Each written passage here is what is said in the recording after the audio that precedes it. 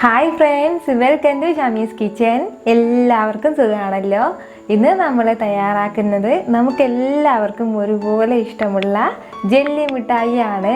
ഇന്നും നമ്മളിൽ പലരും എവിടെ കണ്ടാലും വാങ്ങി കഴിക്കുന്ന ഒന്നാണ് ഈ ജെല്ലി മിഠായി. പ്രത്യേകിച്ച് കുട്ടീസിൻ്റെ കാര്യം പറയുകയും വേണ്ട, അവർക്ക് നല്ല സൂപ്പറായിട്ട് ഇഷ്ടമുള്ള ഒരു കാര്യമാണ് ഈ ജെല്ലി മിഠായി എന്ന് പറയുന്നത്. ഇനി നമുക്കിത് വീട്ടിൽ തന്നെ എളുപ്പത്തിൽ തയ്യാറാക്കാവുന്നതേ ഉള്ളൂ. എന്നാൽ ശരി, ഇതെങ്ങനെ ഉണ്ടാക്കുന്നേ നോക്കാം. പിന്നെ ഒരു കാര്യം കൂടി, നമ്മുടെ ഷമീസ് കിച്ചൻ ചാനൽ ഇതുവരെ സബ്സ്ക്രൈബ് ചെയ്യാത്തവരുണ്ടെങ്കിൽ പ്ലീസ് ഒന്ന് സബ്സ്ക്രൈബ് ചെയ്തേക്കണേ. ആ ഷമീസ് കിച്ചൻ്റെ തൊട്ടടുത്തുള്ള ചുമന്ന ബട്ടൺ ഒന്ന് ക്ലിക്ക് ചെയ്യുക. കൂടെ തന്നെ ആ തൊട്ടടുത്തുള്ള ബെല്ലൈക്കൻ കൂടി. എങ്കിൽ മാത്രമേ ഞാൻ അപ്ലോഡ് ചെയ്യുന്ന വീഡിയോസ് എല്ലാം നിങ്ങൾക്ക് കറക്റ്റായിട്ട് നോട്ടിഫിക്കേഷൻ ലഭിക്കത്തുള്ളൂ. എന്നാൽ ശരി, നമുക്കിനി വീഡിയോയിലേക്ക് പോകാം. വളരെ കുറച്ച് ഇൻഗ്രീഡിയൻസ് മാത്രം മതി നമ്മുടെ സൂപ്പർ ടേസ്റ്റി ആയിട്ടുള്ള ജെല്ലി മിഠായി തയ്യാറാക്കാനായിട്ട്. അപ്പോൾ അതിന് വേണ്ടി നമുക്കൊരു പാനിലേക്ക് ഫസ്റ്റ് ഒരു 1/2 ലിറ്റർ വെള്ളം ഒഴിച്ചു കൊടുക്കാം. ഞാനിപ്പോൾ ഒരു 2.5 കപ്പ് വെള്ളം എടുത്തിട്ടുണ്ട്. അത് നന്നായിട്ടൊന്ന് തിളച്ചിട്ട് വരട്ടെ. അപ്പോൾ നമ്മൾ വെച്ച് കൊടുത്ത വെള്ളം നന്നായിട്ടൊന്ന് തിളച്ച് വന്നു കഴിഞ്ഞാൽ പിന്നെ നമുക്കിതിലേക്ക് ചേർക്കേണ്ടത് ചൈന ഗ്രാസ് ആണ്. ഞാനിപ്പോൾ ഒരു 10 ഗ്രാം അളവിൽ ചൈന ഗ്രാസ് എടുത്തിട്ടുണ്ട്.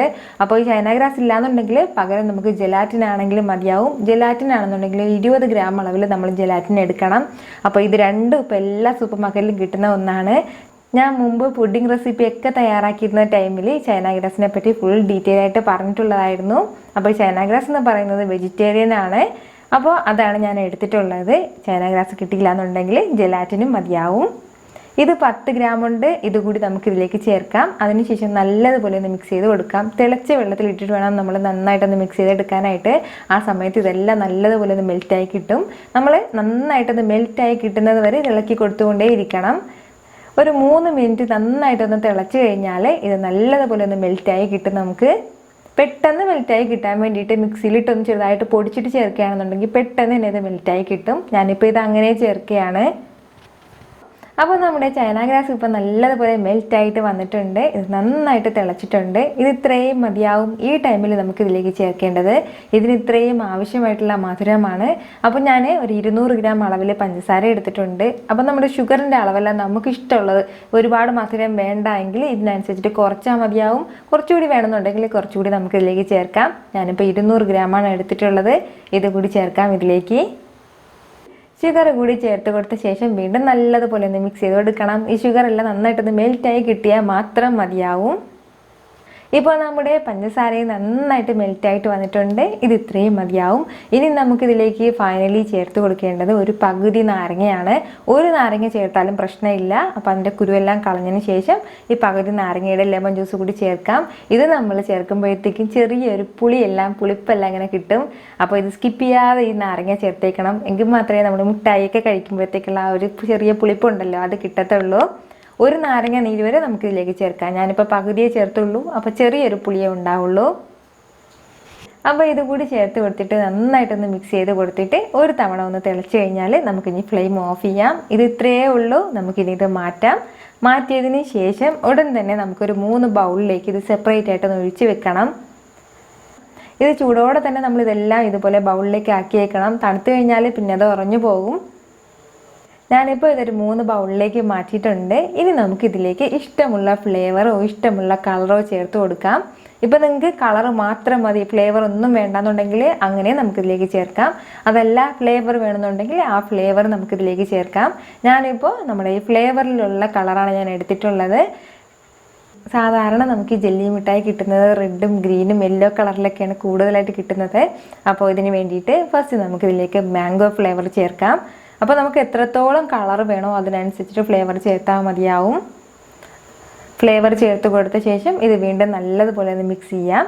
അതിനുശേഷം പിസ്ത ഫ്ലേവറാണ് ചേർക്കുന്നത്.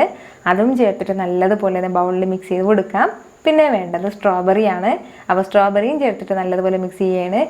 നമുക്ക് ഇഷ്ടമുള്ള ഫ്ലേവർ ചേർത്താൽ മതിയാവും. ഇത് തന്നെ വേണമെന്നൊരു ആവശ്യമില്ല. ഇത് ഇത്രയും ആയിക്കഴിഞ്ഞാൽ ഇനി നമുക്ക് വേണ്ടത് ഇത് സെറ്റ് ചെയ്യേണ്ട ഒരു മോൾഡിലേക്ക് മാറ്റുക എന്നുള്ളതാണ്. അപ്പോൾ അതിന് വേണ്ടിയിട്ട് ഞാൻ ഇപ്പോൾ സിലിക്കണിൻ്റെ ഒരു മോൾഡാണ് എടുത്തിട്ടുള്ളത്. ഇത് നമുക്ക് ഇഷ്ടമുള്ള രീതിയിൽ നമുക്ക് സെറ്റ് ചെയ്യാവുന്നതേ ഉള്ളൂ. അപ്പോൾ ഈ മോൾഡ് വന്നിട്ട് ഇപ്പോൾ ഓൺലൈനിൽ വാങ്ങിക്കാൻ കിട്ടും, അല്ലാന്നുണ്ടെങ്കിൽ സൂപ്പർ മാർക്കറ്റിലുണ്ട്. അതുപോലെ തന്നെ ബേക്കിങ്ങിൻ്റെ ഐറ്റംസൊക്കെ കിട്ടുന്ന അവിടെ നമുക്കിത് വാങ്ങാൻ വേണ്ടിയിട്ട് കിട്ടും.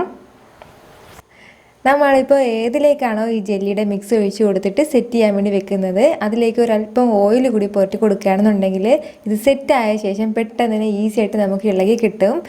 അപ്പോൾ ഞാൻ ഇതിലും കുറച്ച് ചെറുതായിട്ട് ഓയിൽ ഇങ്ങനെ പുരട്ടി കൊടുത്തിട്ടുണ്ട്, എങ്കിൽ നമുക്ക് ഈസി ആയിട്ട് ഇത് ഇളകി കിട്ടും. അതിന് വേണ്ടിയിട്ടാണ്. ഇപ്പോൾ ഇങ്ങനെ ഒരു മോൾഡ് ഇല്ലയെന്നുണ്ടെങ്കിൽ ഒരു പ്രശ്നവും ഇല്ല. നമ്മൾ സാധാരണ ഒരു പ്ലേറ്റിലേക്ക് ഒന്ന് ഒഴിച്ച് വെച്ചാൽ മതിയാവും. പ്ലേറ്റിലേക്ക് ഒഴിച്ച ശേഷം നമുക്ക് തണുത്തതിന് ശേഷം സ്ക്വയർ രീതിയിൽ നമുക്ക് ഇഷ്ടമുള്ള രീതിയിൽ ഒന്ന് കട്ട് ചെയ്തെടുത്താൽ മതിയാവും. ഞാനിപ്പോൾ ഇതിലാണ് വെക്കുന്നതേ ഉള്ളൂ. ഇതിപ്പോൾ ജെല്ലിയായി സെറ്റായി കിട്ടാൻ വേണ്ടിയിട്ട് നമ്മളിത് പുറത്ത് തന്നെ വെച്ചിരുന്നാൽ മതിയാവും. ഒരു അരമണിക്കൂറൊന്ന് വെക്കുകയാണെന്നുണ്ടെങ്കിൽ നല്ല സെറ്റായിട്ട് നമുക്ക് കിട്ടും. പക്ഷേ ഇത് നല്ല തണുത്തിട്ട് കഴിക്കാനാണ് കൂടുതൽ ടേസ്റ്റ് ആയിട്ടുള്ളത്. അപ്പോൾ തണുത്തതിന് ശേഷം നമുക്കിത് ഫ്രിഡ്ജിലേക്ക് മാറ്റാവുന്നേ ഉള്ളൂ.